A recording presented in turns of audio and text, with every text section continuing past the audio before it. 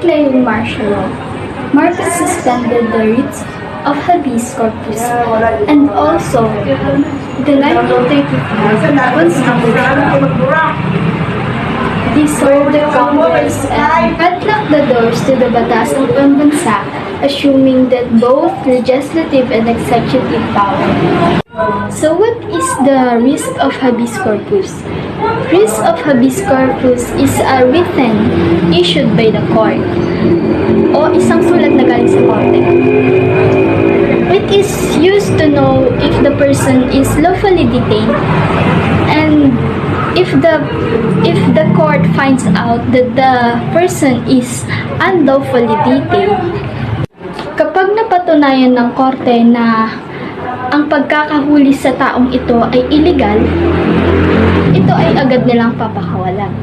But President Ferdinand Marcos suspended the writs of habeas corpus by declaring martial law. So meaning, yung karapatan mo na makatanggap ng sulat na galing sa korte ay hindi mo na matatanggap bago ka hulihin. And also, President Ferdinand Marcos suspended the 1935 Constitution and dissolved the Congress. Binuwag niya ang Kongreso at ipinasara ang batas ng pambansa. And assuming both the legislative and executive powers. The legislative and executive powers is, una ay ang legislative is making law, and ang executive is yung pinatupad na or puts those law into effect. January 17, 1981, in a effort to calm the growing opposite on the Catholic Church, President Marcos lifted martial law via Proclamation number 2045 in presentation for the first state visit on the St. Pope John Paul II on the February 17, 1981. It says that Marcos promised that he would use the special powers he was given in martial law to lead reforms that would lead the Philippines to prosperity and peace. Those who did not oppose his vision would like to see it come to fruition. On the other hand, those who dared to open this would suffer just as any rebel would. Ayon kay Marcos, ginamit niya ang special power upang kontrolin ang bawat isa. At sa kabilang banda, ang taong gagawa ng kababalahan ay mapaparusahan. The declaration of martial law in 1972 by Ferdinand E. Marcos.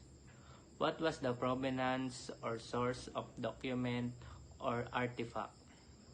FM declares martial law, the headline of the September 24, 1972 issue of the Sunday Express, which was the Sunday edition of the Philippine Daily Express. The Daily Express allowed to circulate upon the declaration of martial law. President Ferdinand E. Marcos signed Proclamation number 1081 on September 21, 1972, placing the Philippines under martial law. Some sources say that Marcos signed the proclamation on September 17 or on September 22, but in either case the document itself was dated September 21. Throughout the martial law period, Marcos built up the cult September 21 proclaiming it as the National Thanksgiving Day by virtue of Proclamation number 1180s 1972, labor under on September 31, 1973, it was not. The primary source is number 2. What does province of source of the document of artifact? The document is about the issue regarding the dispute between the Philippines and Malaysia for the possession of the states Sabah and their this issue has been used to mislead Filipinos on the real status of the Philippines. According to the documents, the reason behind the Philippines' claim of the Sultan of Sulu was said the successors of the territory from the Sultan, the beginning of presumably Sabah is a part of the Philippines and the sovereignty over it. Marcos from was the president at that time took this issue as an advantage to divert the attention of the Filipinos from the actual situation happening in our country. Knowing what our society has probably plumbed and gotten into the bug that result in the complete breakdown of our law. In our where there have been rampant criminalities and death came on the hills. He desperately figured out the way to shift public unrest and attention from this failure and failed promise immediately sought to divert the growing wrath of the people. As we all the public emotion, he even fueled the dispute with his slogan of hate saying is the malicious step on the Philippine soils. I will lead this country to war. Marcos appeared on television at 7:15 p.m. on September 23, 1972 to announce that he had placed the entire Philippines under martial law by virtue of Proclamation Number 181. He framed his announcement in legislative terms that were untrue. This helped camouflage the true nature of his act to this day. It was nothing less than a self-cap. Marcos announced that he had to place the entire country under martial law as of 9 p.m. on September 22, 1972 via a proclamation which he claimed he had signed on September 21, 1972. The author of the Declaration of Martial Law is Ferdinand Marcos. Ferdinand Marcos signed Proclamation Number 1081 on September 21, 1972, placing the Philippines under martial law. In addition to that, when he declared martial law in 1972, Marcos claimed that he had done so in response to the community's threat posed by the newly founded Communist Party of the Philippines (CPP) and the Sectarian Rebellion of the Mindanao Independence Movement (MIM). Sabi dito, nang ideklara ni Marcos ang martial law noong 1972, ginawa niya ito bilang maging tugon sa mga pagbabanta ng mga komunista. After the declaration and the imposition of martial law, citizens will still go on to challenge the continuity of Proclamation Number 1081. Those arrested filed petitions of habeas corpus with the Supreme Court, but Marcos, who had originally announced that martial law would not suppress the 1915 Constitution, engineered the replacement of the Constitution with a new one. On March 31, 1973, the Supreme Court issued its final decision in Jubilino v. Executive Secretary, which essentially validated the 1973 Constitution. This would be the final legitimizing decision on the constitutionality of martial law in GR number L35546, September 17, 1974. The Supreme Court dismissed petition for habeas corpus by ruling the martial law was a political question beyond the jurisdiction of the court, and that furthermore, the court had already deemed the 1973 Constitution in full force and effect, replacing the 1935 Constitution. What was the context of primary source production? It says, when Ferdinand Marcos declared the martial law, the Philippine Free Press or the media was one who are handful of publication of all happenings in the country. The media was hard in criticizing the Ferdinand Marcos administration by using media or free press to publish criticism to the Marcos administration. The Free Press published articles about social, political, and economic issues that helps its readers form hate opinion the Marcos administration. The Declaration of Martial Law in 1972 by Ferdinand Marcos. The question number 4 is, what was the context of the primary sources production? In 1972 is the first declaration of martial law by Ferdinand Marcos. We have actual video here para ipakita po sa inyo yung sinabi ng ating Pangulong Ferdinand Marcos noong siya ay nabubuhay pa.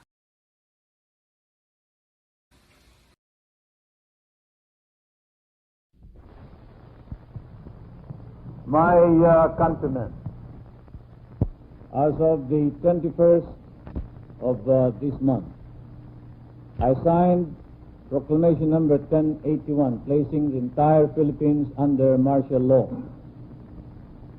This proclamation was to be implemented upon my clearance, and clearance was granted at 9 o'clock in the evening of the 22nd, last night.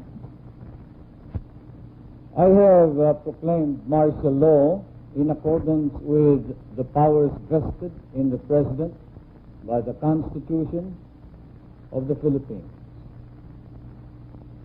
The proclamation of martial law is not a military takeover.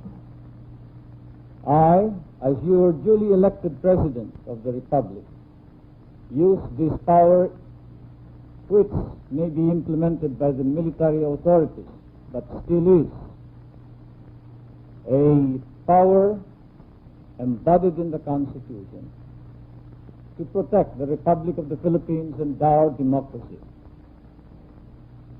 A republican, a democratic form of government is not a helpless government. When it is imperiled by the danger of a violent overthrow, an insurrection, or a rebellion, it has inherent and built-in powers wisely provided for under the Constitution. Such a danger confronts the Republic of the Philippines. Article 7, Section 10, Paragraph 2 of the Constitution provides, and I quote, "The President shall be Commander-in-Chief of all the armed forces of the Philippines, and whenever it becomes necessary, he may call out such armed forces to prevent or suppress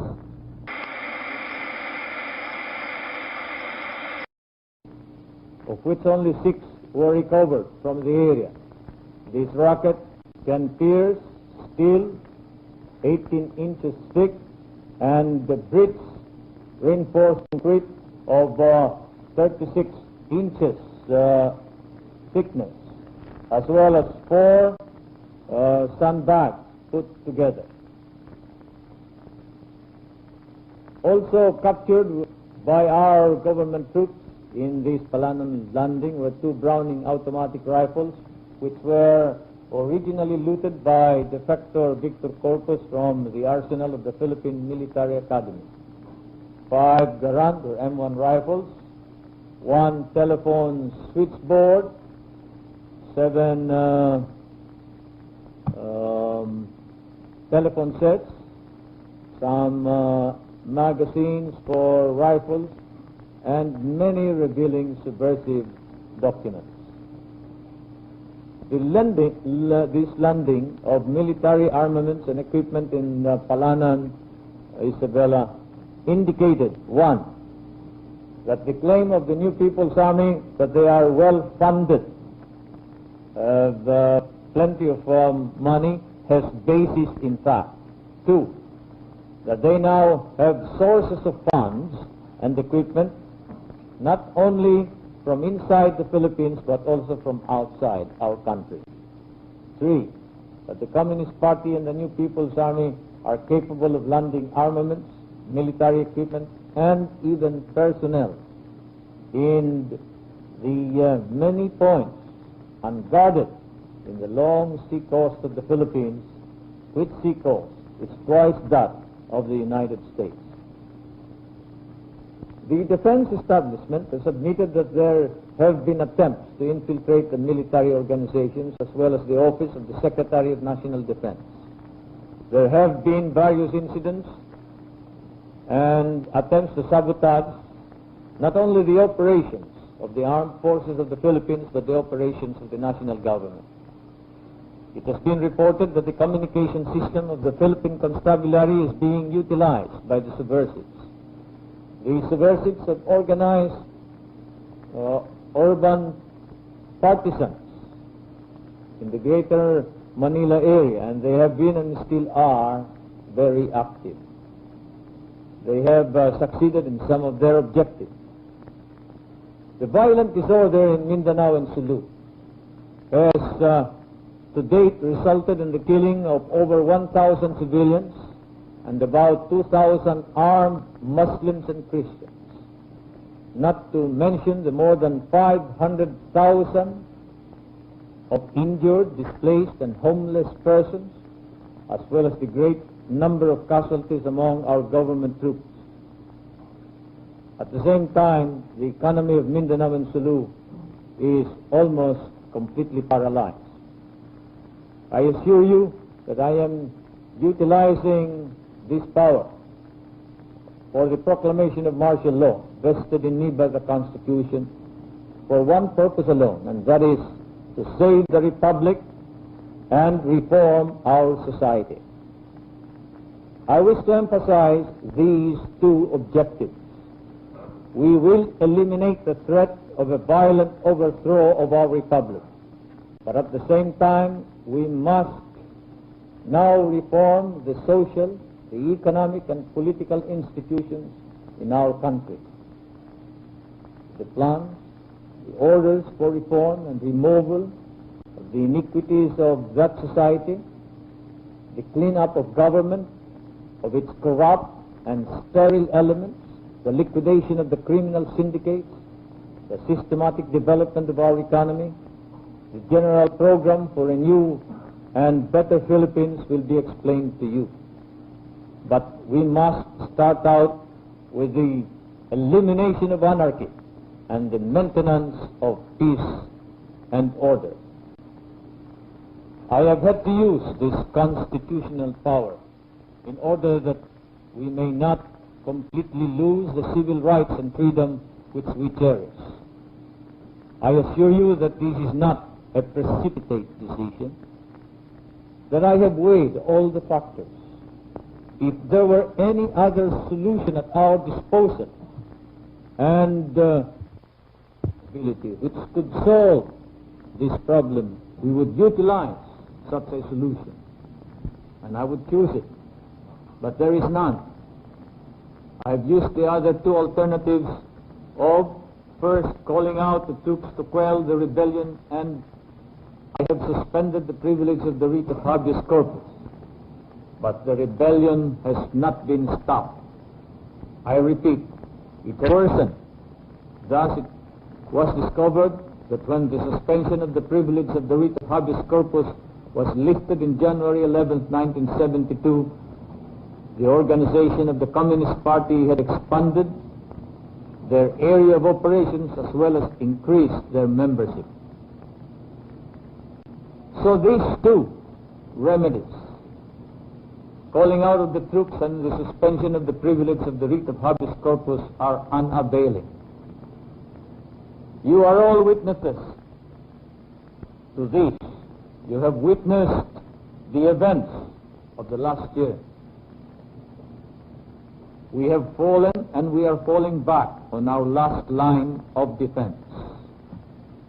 You are also witnesses to the patience that we have shown in the face of provocation.